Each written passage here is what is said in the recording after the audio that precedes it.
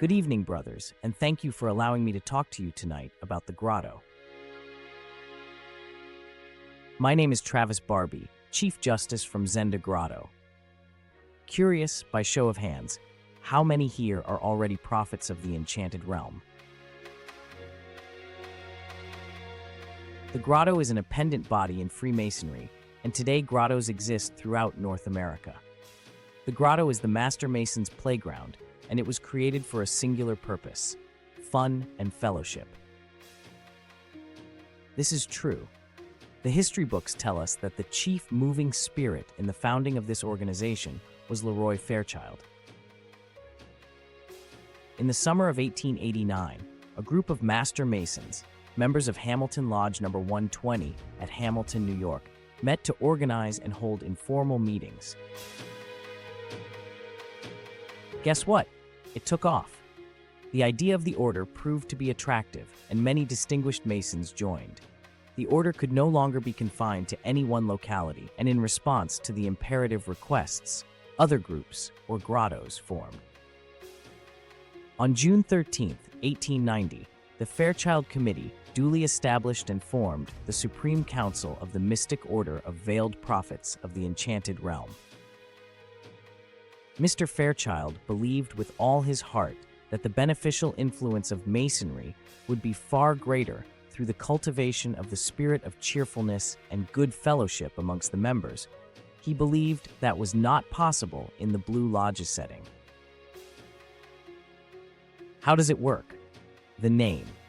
Webster's Encyclopedia Dictionary gives the definition of grotto as follows: a cave, a vault, natural recess of a cavity within the earth, an artificially constructed cavern.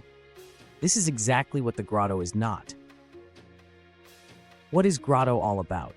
To draw the Master Masons of different lodges into close and more friendly relations, to create and maintain a spirit of fraternity and fellowship among us, to discount jealousy, enmity, and ill feeling, to teach us that we are not only members of one Blue Lodge, but belong to the fraternity at large, that there are good Masons outside of our Blue Lodge, and they are worthy friends and companions, to build up and strengthen the character and individuality of the Mason, and to teach, recognize, and develop the principles of Masonry outside the lodge room, to teach that a Mason is not judged by his actual appearance or worldly wealth. The grotto meets all Masons on the level, not fugitively but literally, and teaches that Masons are brothers on the street as well as in the lodge room, that Masonry must not be used as a means of advancing the material interest of any man, to forget our cares, for there is good in all of us. The grotto is provided to the Master Mason as a playground, a place where he might join with his brothers in letting the human instincts for fun, pleasure, and amusement prevail. Many grottos have units: clown, parade, honor guard, etc. The grotto stands for all of Masonry and wholesomeness in life. It stands for letting in the sunshine on discouragement, grief, and woe, and it stands for substituting hope for despair at all times.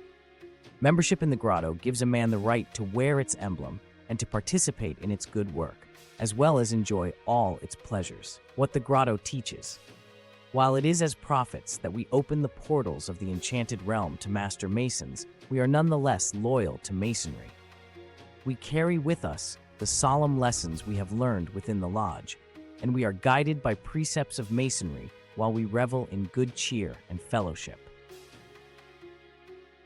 The Order of Veiled Prophets, while proclaiming the loyalty of its members to Masonry, makes no pretense of being a Masonic order, nor does it claim to confer a Masonic degree.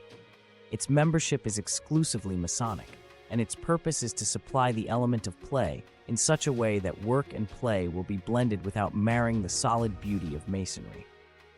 The grotto is said to be essentially Masonic in character. The Fez. For a few years, the mystic order of veiled prophets of the enchanted realm had no official emblem to wear. Word got around that the mystic order of veiled prophets were permitted to wear an emblem that set them apart from others, and a black fez head covering was selected with a Mokana head in the center, giving the name of the grotto. Naturally, this attracted attention. The minutes of a February 26, 1903 stated meeting of a Zim Grotto, Bronx, New York, states, Prophet Charles E. Lansing, past potent monarch, after some preliminary remarks, descriptive thereto, presented to those present a drawing in color of a headgear appropriate for the order.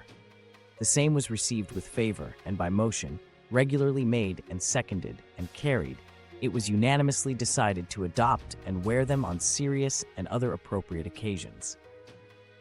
In the minutes of October 29, 1903, it is recorded, the potent monarch reported that the fez worn by our members was, at the annual session of the Supreme Council held at Hamilton, New York on October 20th, adopted as the official headgear for all prophets of the realm. The Enchanted Lantern. The story of the Enchanted Lantern hanging to signify a place or meeting. The Humanitarian Foundation, founded in 1949, has two important projects. First, they expend thousands of dollars annually through the United Cerebral Palsy Research Foundation. Second, they support the Dental Care for Children with Special Needs program. This program provides the best dental care possible for children with special needs. Any person who donates $50 to the Humanitarian Foundation receives an Enchanted Lantern lapel pin and certificate. That the grotto occupies a legitimate place and is doing wonderful work cannot be denied. It extends the hand of good fellowship to all Master Masons, having a smile for all and a frown for none. The Dental Care for Children with Special Needs program was adopted in 1970 by the Grottos as its second humanitarian project. Helping special needs children in need of dental care is the great challenge the Grottos International have accepted. Our membership has diligently labored to provide the necessary funds to improve the oral health of these special children. For reasons beyond their control, they are too often excluded from the mainstream of dental care. The Grottos International offer this service to those children afflicted with cerebral palsy, muscular dystrophy, mentally challenged, organ transplant children.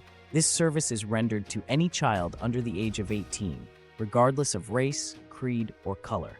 The only prerequisite is that the child must be sponsored by a local grotto by contacting the Doctor of Smiles for that area. When you join the grotto, you become a member in the greatest fraternity that friendship built. You automatically become a leaving part of a great philanthropy, putting smiles on the faces of the physically and mentally challenged. Grotto is a social organization for Master Masons in good standing in their Blue Lodge. Masonry deals with manhood, square, and upright. Its lessons are beautiful, dignified, and earnest. Within the grotto is a playground for Master Masons. The organization has nothing to do with symbolic craft masonry, yet the grotto ritual is the most spectacular, colorful, and elaborate ritual seen anywhere. There is a solemn, serious motif. The lesson it teaches invokes sympathy and good fellowship. A spiritual uplift results, a keener love for life and laughter, and a will to do and to help the less fortunate through the grotto's humanitarian projects. Join the happy group of prophets dedicated to the pleasure of helping those less fortunate. We need you and want you to help us help others. Why not walk through the enchanted realm today? You are most welcome to join your many Masonic brothers in good fellowship in the grotto.